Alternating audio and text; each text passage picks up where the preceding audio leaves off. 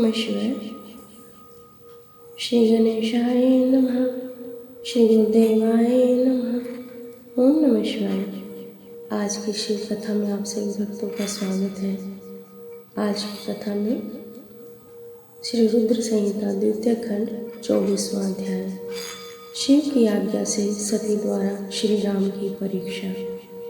नारद जी बोले, हे ब्रह्मा, हे महाप्राज्ञ, हे दयानिधे, आपने मुझे भगवान शंकर तथा देवी सती के मंगलकारी चरित्र के बारे में बताया।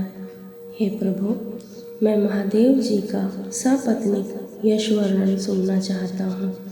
कृपया अब मुझे आप यह बताएं कि तत्पश्चात शिवजी व सती ने क्या किया।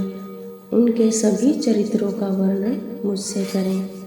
ब्रह्मा जी ने कहा, मुने, एक बार की बात है कि सती जी को अपने पति का वियोग प्राप्त हुआ। वह वियोग भी उनकी लीला का ही रूप था, क्योंकि इनका परस्पर वियोग तो हो ही नहीं सकता है। यह वाणी और अर्थ के समान है, यह शक्ति और शक्तिमान है तथा चित्र स्वरूप है।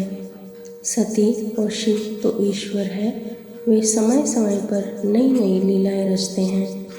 सूत जी कहते हैं, महर्षियों, ब्रह्मा जी की बात सुनकर नारद जी ने ब्रह्मा जी से देवी सती और भगवान शिव के बारे में पूछा कि भगवान शिव ने अपनी पत्नी सती का त्याग क्यों किया। ऐसा किस लिए हुआ कि स्वयंवर देने के बाद भी उन्होंने देवी सती को छोड़ दिया। प्रजापति दक्ष ने अपने यज्ञ के आयोजन में भगवान शिव को निमंत्रण क्यों नहीं दिया और यज्ञ स्थल पर भगवान शंकर का अनादर क्यों किया। उस यज्ञ में सती ने अपने शरीर का त्याग क्यों किया तथा इसके पश्चात वहाँ पर क्या हुआ। हे प्रभु, कृपा कर मुझे इस विषय में सविस्तार बताइए। ब्रह्मा जी बोले, हे महाप्रज्ञ नारद, मैं तुम्हारी उत्सुकता देखकर तुम्हारी सभी जिज्ञासाओं को शांत करने के लिए तुम्हें सारी बातें बताता हूँ। ये सभी भगवान शिव की ही लीला है। उनका स्वरूप स्वतंत्र और निर्विकार है। देवी सती भी उनके अनुरूप ही है। एक समय की बात है, भगवान शिव अपनी प्राण प्रिया पत्नी सती के साथ अपनी नंदी सवारी पर बैठकर पृथ्वी लोक का भ्रमण कर रहे थे। घूमते घूमते वे दंडकारण्य में आ गए। उस वन में उन्होंने भगवान श्री राम को उनके भ्राता लक्ष्मण के साथ जंगलों में भटकते हुए देखा। वे अपनी पत्नी सीता को खोज रहे थे, जिसे लंका का राजा रावण उठाकर ले गया था। वे जगह जगह भटकते हुए उनका नाम पुकार कर उन्हें ढूंढ रहे थे। पत्नी के बिछुड़ जाने के कारण श्री राम अत्यंत दुखी दिखाई दे रहे थे। उनकी कांति फीकी पड़ गई थी। भगवान शिव ने वन में राम जी को भटकते देखा, परंतु उनके सामने प्रकट नहीं हुए। देवी सती को यह देखकर बड़ा आश्चर्य हुआ। वह शिव जी से बोली, हे सर्वेश, हे करुणानिधान सदाशिव, हे परमेश्वर, ब्रह्मा विष्णु सहित सभी देवता आपकी ही सेवा करते हैं। आप सबके द्वारा पूजित हैं।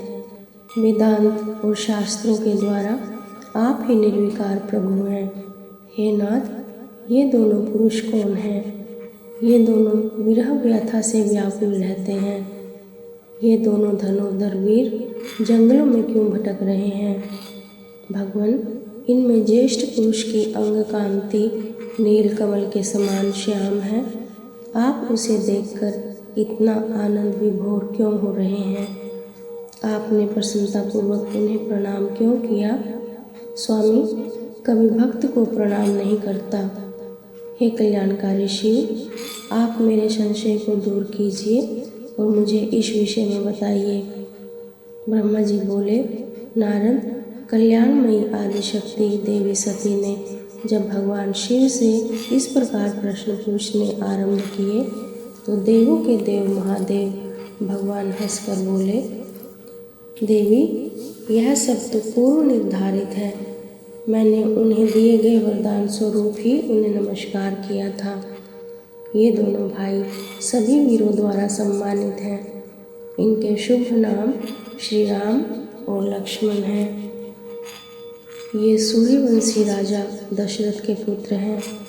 इनमें गोरे रंग के छोटे भाई साक्षात शेष के अंश हैं तथा उनका नाम लक्ष्मण है। बड़े भाई श्री राम भगवान विष्णु का अवतार हैं। धरती पर इनका जन्म साधुओं की रक्षा और पृथ्वीवासियों के कल्याण के लिए ही हुआ है। भगवान शिव की ये बातें सुनकर देवी सती को विश्वास नहीं हुआ। ऐसा विभ्रम भगवान शिव की माया के कारण ही हुआ था। जब भगवान शिव को यह ज्ञात हुआ कि देवी सती को उनकी बातों पर विश्वास नहीं हुआ है, तो वे अपनी पत्नी दक्ष कन्या सती से बोले, देवी, यदि तुम्हें मेरी बातों पर विश्वास नहीं है तो तुम स्वयं श्री राम की परीक्षा ले लो। जब तक तुम इस बात से आश्वस्त न हो जाओ कि वे दोनों पुरुष ही राम और लक्ष्मण हैं और तुम्हारा मोह न नष्ट हो जाए, तब तक मैं यहीं बरगद के नीचे खड़ा हूँ। तुम जाकर श्री राम और लक्ष्मण की परीक्षा लो। ब्रह्मा जी बोले, हे महामुनि नारद, अपने पति भगवान शिव के वचन सुनकर सती ने अपने पति का आदेश प्राप्त कर श्री राम लक्ष्मण की परीक्षा लेने की ठान ली।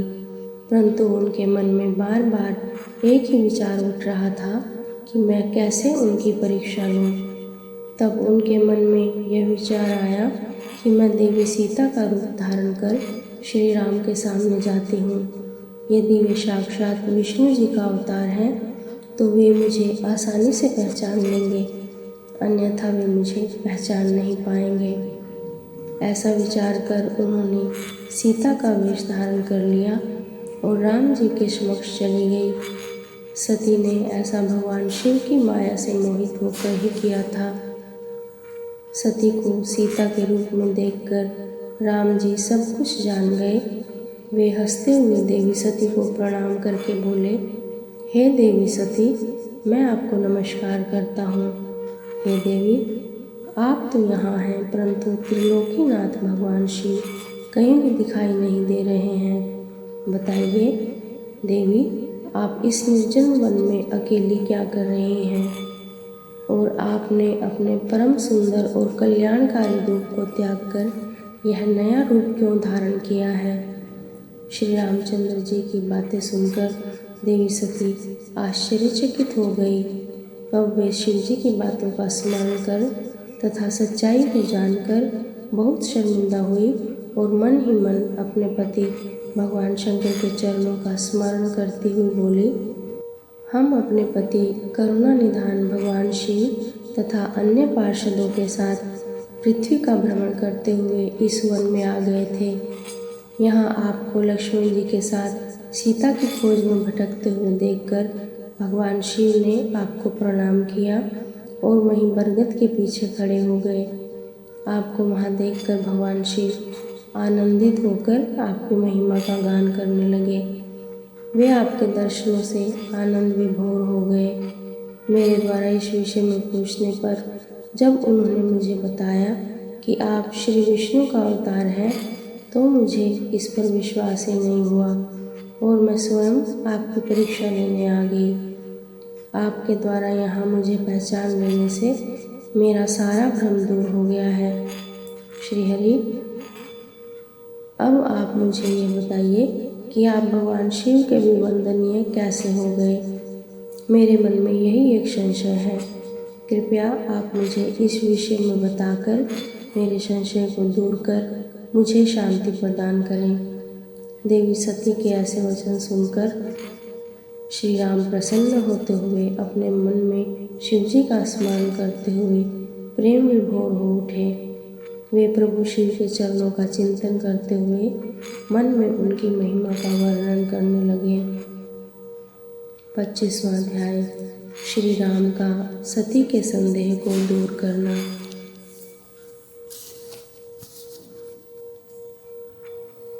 श्री राम बोले, हे देवी सती, प्राचीन काल की बात है, एक बार भगवान शिव ने अपने लोक में विश्वकर्मा को बुलाकर उसमें एक मनोहर गौशाला बनवाई जो बहुत बड़ी थी।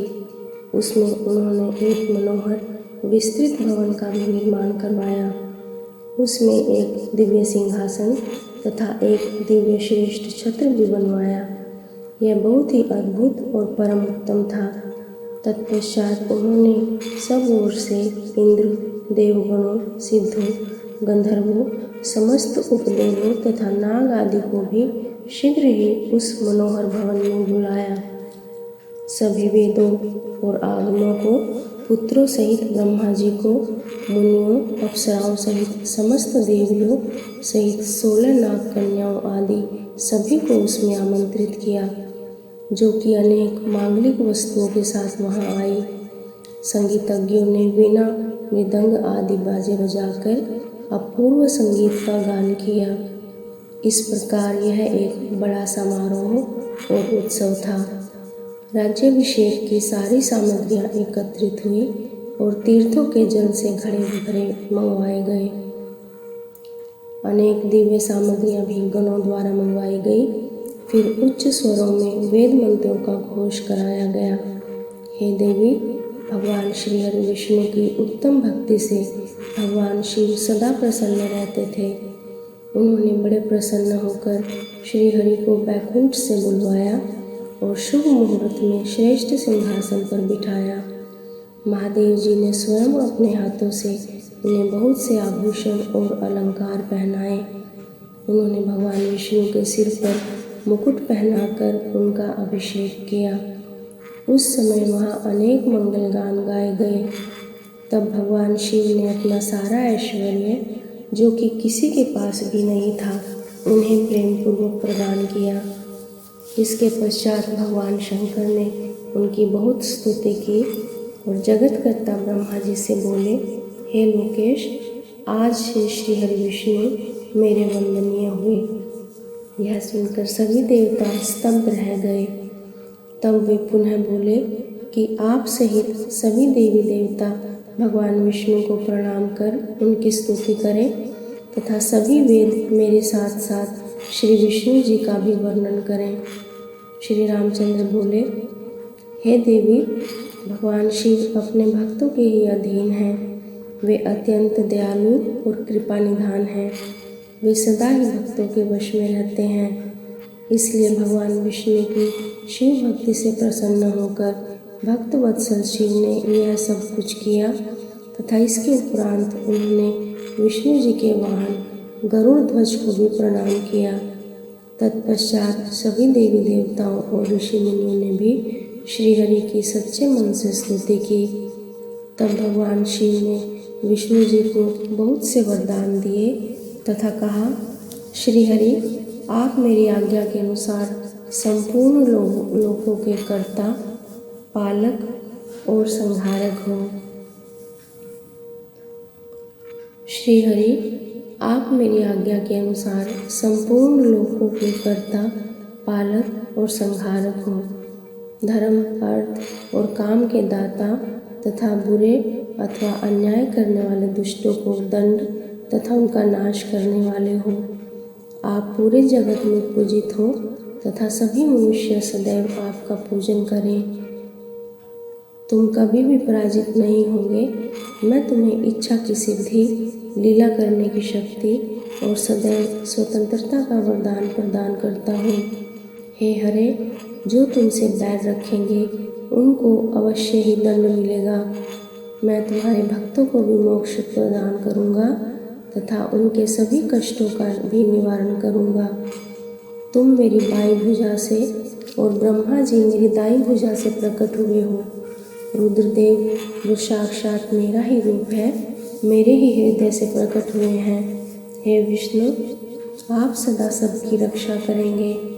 मेरे धाम में तुम्हारा स्थान उज्ज्वल एवं वैभवशाली है।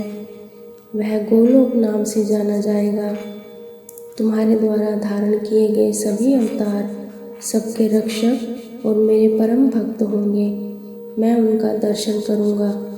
श्री रामचंद्र जी कहते हैं, देवी, श्रीहरि को अपना अखंड ऐश्वर्य सौंपकर भगवान शिव स्वयं कैलाश पर्वत पर रहते हुए अपने पार्षदों के साथ क्रीड़ा करते हैं। तभी भगवान लक्ष्मीपति विष्णु गोप वेश धारण करके आए और गोप गोपी तथा गौओं के स्वामी बनकर प्रसन्नतापूर्वक विचरने लगे तथा जगत की रक्षा करने लगे। वे अनेक प्रकार के अवतार ग्रहण करते हुए जगत का पालन करने लगे। वे ही भगवान शिव की आज्ञा से 4 भाइयों के रूप में प्रकट हुए। अब मैं इस समय विष्णु अवतार ही रूप में प्रकट होकर 4 भाइयों में सबसे बड़ा राम हूँ। दूसरे भरत हैं, तीसरे लक्ष्मण हैं और चौथे भाई शत्रुघ्न हैं। मैं अपनी माता के आदेशानुसार वनवास भोगने के लिए लक्ष्मण और सीता के साथ इस वन में आया था। किसी राक्षस ने मेरी पत्नी सीता का अपहरण कर लिया है और मैं यहाँ वहाँ भटकता हुआ अपनी पत्नी को ही ढूंढ रहा हूँ। सौभाग्यवश मुझे आपके दर्शन हो गए। अब निश्चय ही मुझे मेरे कार्य में सफलता मिलेगी। हे माता, आप मुझ पर कृपा दृष्टि करें और मुझे यह वरदान दें कि मैं उस पापी राक्षस को मारकर अपनी पत्नी सीता को उसके चंगल से मुक्त कर सकूं। मेरा यह महान सौभाग्य है कि मुझे आपके दर्शन प्राप्त हुए। मैं धन्य हो गया। इस प्रकार देवी की अनेक प्रकार से स्तुति करके श्री राम जी ने उन्हें अनेकों बार प्रणाम किया। श्री राम की बातें सुनकर सती मन ही मन बहुत प्रसन्न हुई और भक्त वत्सल भगवान शिव की स्तुति एवं चिंतन करने लगी। अपनी भूल पर उन्हें लज्जा आ रही थी। वे उदास मन से शिव जी के पास चल दी। वे रास्ते में सोच रही थी कि मैंने अपने पति महादेव जी की बात न मानकर बहुत बुरा किया और श्री राम जी के प्रति भी बुरे विचार अपने मन में लाई। अब मैं भगवान शिव को क्या उत्तर दूंगी? उन्हें अपनी करनी पर बहुत पश्चाताप हो रहा था। वे शिव जी के समीप गई और चुपचाप खड़ी हो गई। सती को इस प्रकार चुपचाप और दुखी देखकर भगवान शंकर ने पूछा, देवी, आपने श्री राम की परीक्षा किस प्रकार ली? यह प्रश्न सुनकर देवी सती चुपचाप सिर झुकाकर खड़ी हो गई। उन्होंने शिव जी को कोई उत्तर नहीं दिया। वे असमंजस में थी कि क्या उत्तर दें। लेकिन महायोगी शिव ने ध्यान से सारा उस विवरण जान लिया और उनका मन से त्याग कर दिया। भगवान शिव ने सोचा, अब यदि मैं सती को पहले जैसा ही स्नेह करूं तो मेरी प्रतिज्ञा भंग हो जाएगी।